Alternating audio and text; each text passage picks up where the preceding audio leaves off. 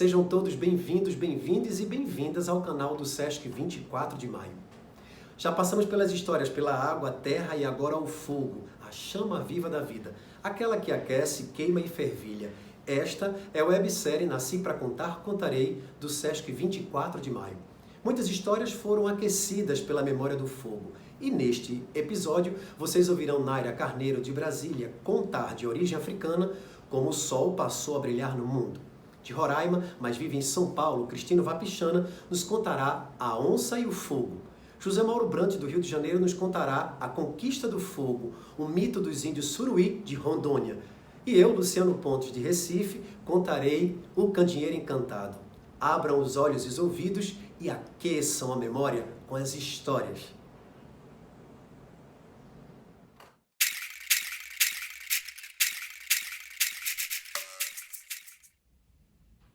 No início do mundo, tudo era escuro e melancólico. Os animais se aconchegavam na floresta e fazia muito frio. Eles já não aguentavam mais e não paravam de reclamar. O leão, rei da floresta, decidiu então fazer uma viagem para buscar a solução do problema. E ele conversou com os ventos, com as montanhas e com os riachos, que lhes disseram que bem longe dali, ao leste, morava dentro de uma caverna uma criatura chamada Sol, que tinha o poder do brilho e do calor. Mas a viagem até lá era longa e muito arriscada. O leão voltou para a floresta e convocou uma reunião para dar a notícia. Todos ficaram muito animados, mas quem se arriscaria a fazer uma viagem tão perigosa? Eu vou trazer o sol, falou o corajoso urubu, e partiu com suas penas pretas e brilhantes e com sua coroa de penas coloridas como arco-íris. E ele voou e voou e voou até não poder ir mais além. Até que avistou uma coisa brilhante ao longe. Era finalmente o sol na caverna. Ele foi se aproximando e sentiu um calor danado. A luz era tão forte e intensa que ele precisou fechar os olhos. Mas com grande destreza pegou um pedaço do sol. Ui, que quente! Ele ajeitou o pedaço de sol por entre as penas da sua cabeça e seguiu viagem. Pouco tempo depois, ele começou a sentir um cheiro esquisito. O cheiro foi aumentando e sua cabeça parecia queimar, até que ele não aguentou mais e mergulhou num lago próximo. Quando viu sua imagem refletida nas águas, percebeu que não tinha mais a sua coroa de penas coloridas, que era seu maior orgulho e fonte de alegria. Foi assim que os urubus passaram a ser carecas. Chegando na floresta, os animais foram logo perguntando: E então, você nos trouxe sol? Mas o urubu balançou tristemente a sua nova cabeça careca e respondeu: Não pude trazer o sol, é uma missão impossível. Devemos nos acostumar a viver no frio e na escuridão para sempre. O gambá, se achando inteligente, anunciou: Eu trarei o sol, e partiu rapidamente. Depois de muitas aventuras, o gambá chegou finalmente à caverna do sol. A luz era tão deslumbrante que ele não conseguia tirar os olhos daquela direção, e seus olhos foram crescendo e ficando cada vez mais redondos, parecendo dois pires. Então, ele pegou um pedaço do sol com a sua pata. Ui, que quente! E decidiu carregar o pedaço do sol no seu longo rabo preto e seguiu viagem. Pouco tempo depois, ele começou a sentir um cheiro esquisito e o seu rabo foi ficando quente, cada vez mais quente, até que ele não aguentou mais e pulou num rio para aliviar a dor. Quando saiu das águas, percebeu que o seu rabo, que era preto como a noite mais escura, havia ganhado listras brancas de cinza. Foi assim que os gambás passaram a ter olhos redondos como pires e o rabo listrado. Chegando na floresta, os animais perguntaram se ele havia trazido sol, mas o gambá suspirou e disse: Não pude trazer o sol, é impossível. Todos ficaram em silêncio e se aconchegaram uns aos outros muito entristecidos. Foi então que uma vozinha bem fina quebrou o silêncio. Eu trarei o sol. Era a voz da vovó Aranha. Ora, se o corajoso urubu, que é forte, e o inteligente gambá, que é ágil, não conseguiram, quanto mais essa velha frágil, disseram os animais. Mas a vovó Aranha caminhou até a margem de um rio, pegou um pouco de argila e modelou um pote, Depois moldou uma tampa e teceu uma longa teia e foi deslizando por ela até chegar na caverna do sol. Chegando lá, fechou os olhos, pegou um pedacinho do sol, jogou no pote, fechou bem a tampa e deslizou de volta para casa, onde encontrou os animais na floresta. Tá bem, vovó Aranha, nós já sabemos que foi impossível trazer o sol. Mas a sábia aranha não disse uma só palavra, simplesmente abriu o pote e um raio de sol saiu como uma fita brilhante. E foi assim que a vovó aranha trouxe o sol para o mundo.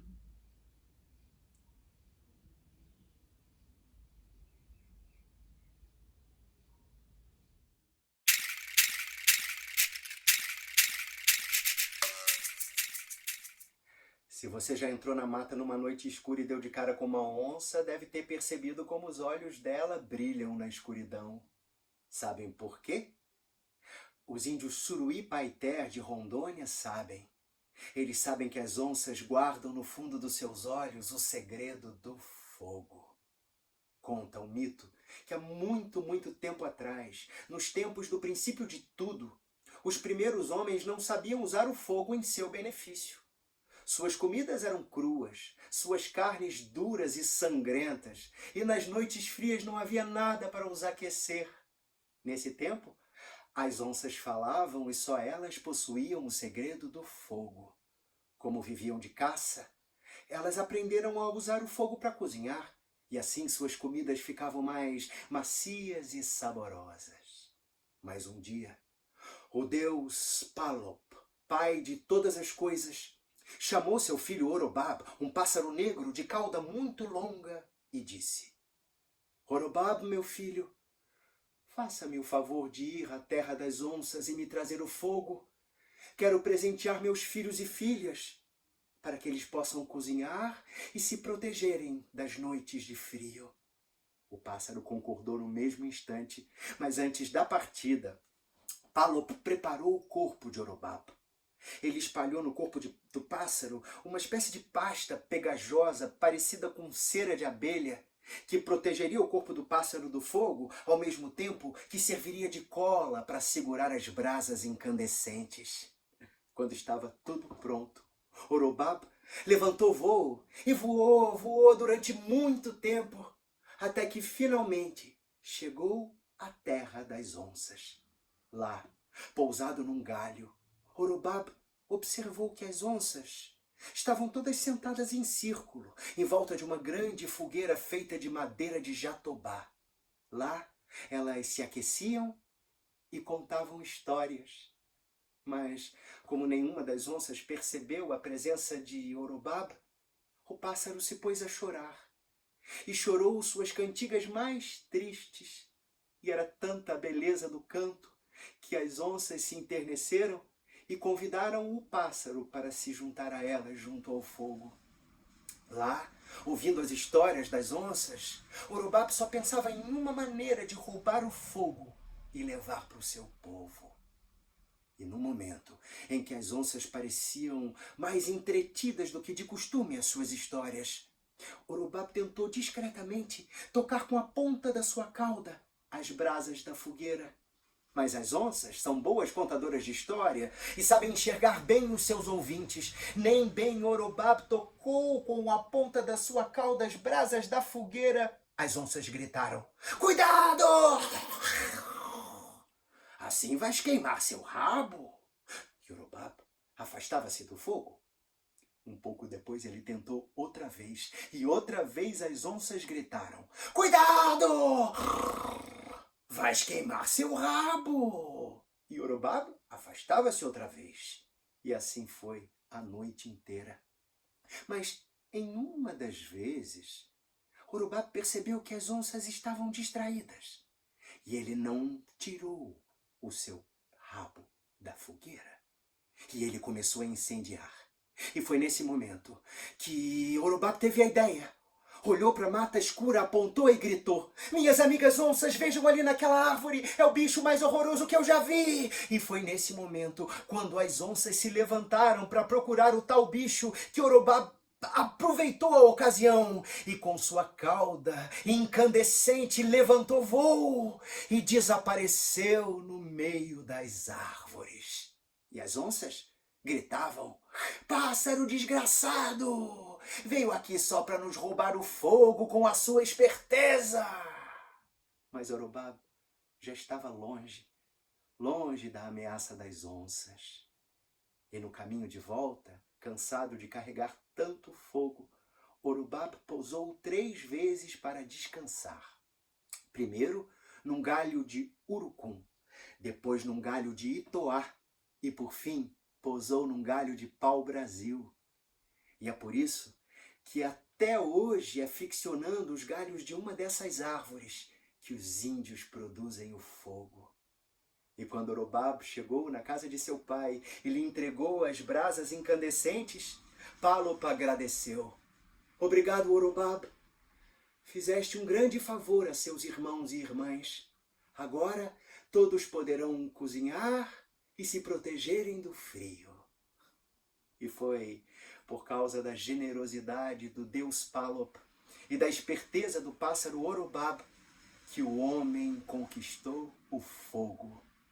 E é por isso que os índios Suruí-Paiter de Rondônia sabem que no fundo dos seus olhos as onças guardam o segredo do fogo, muito bem guardado.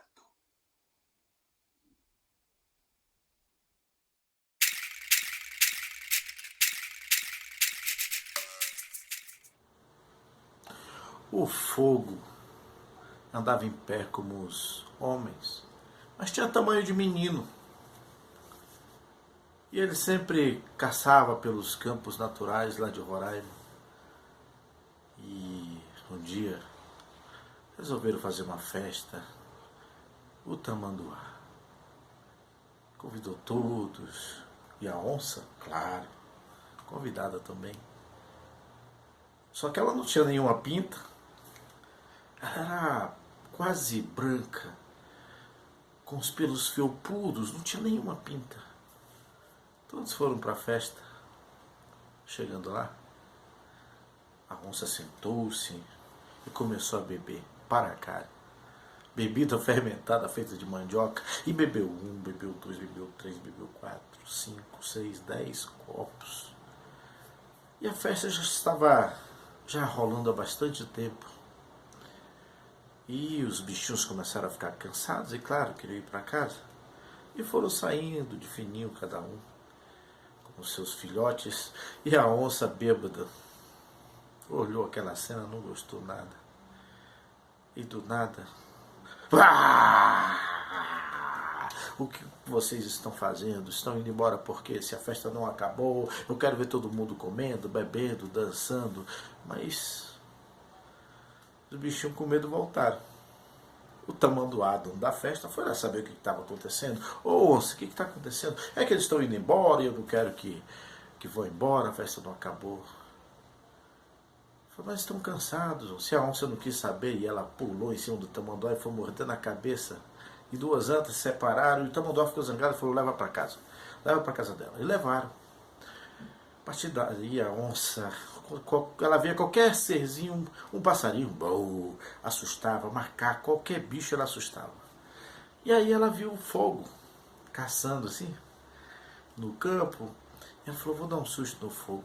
Subiu numa pedra perto de onde o fogo ia passar, e quando o fogo foi passando, ela pulou em cima do lado, e o fogo saiu rolando, e ela dando gargalhada, e ela falou: olha, tu podia ver tua cara, como é que você ficou aí. Falou: nossa, isso não é brincadeira que se faça. Aí eu quero te mostrar minha força. Aí arrancou o capim, quebrou o galho de árvore, subiu numa árvore gigante, voltou rapidinho, e falou: agora eu quero ver tua força, e pulou em cima do fogo, e foi morder na cabeça dele, porque a onça morde na cabeça, é diferente do leão, que morde no pescoço. E então, o fogo sabia que era brincadeira, começou a queimar. Aqueceu, e ela tentou se livrar, correu para uma árvore, não muito grande, o fogo foi até lá. Queimou aquela árvore que não tinha nada a ver. E ela pulou e viu, foi lá para o meio de um lago. Quando chegou no lago, lá no meio, só o focinho do lado de fora, o fogo foi lá, aqueceu a água. E ela correu para aquela árvore grande.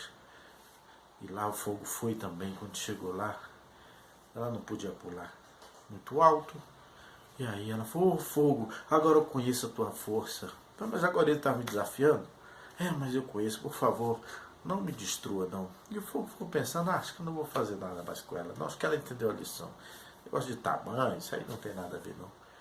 E o fogo seguiu um caminho assobiando. Contam nossos velhos que se você for no mato, acende um fogo. A onça não vai chegar perto não.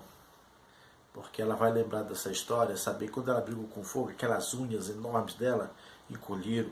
E o corpo dela ficou cheio de pintas. Como é até hoje.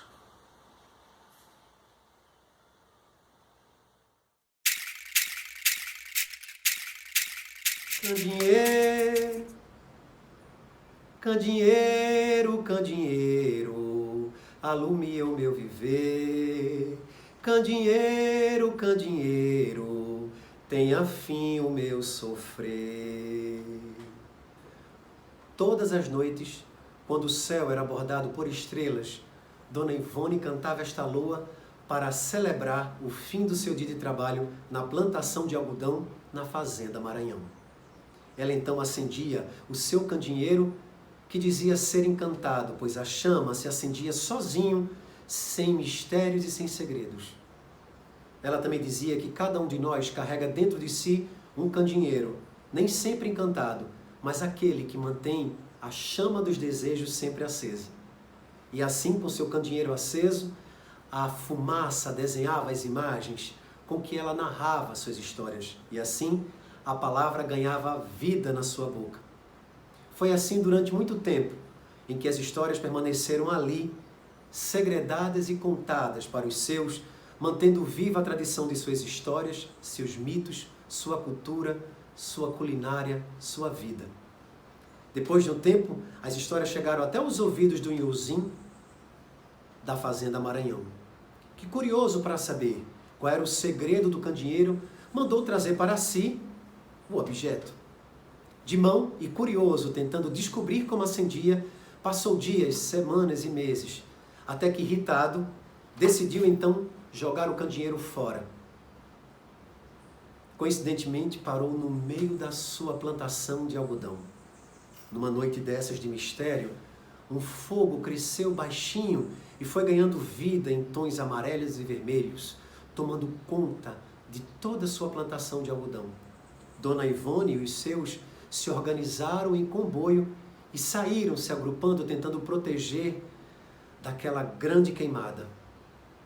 O Inhozinho, dono da fazenda, ganancioso e amante da sua fazenda, não quis sair dali até conseguir que apagasse aquelas chamas.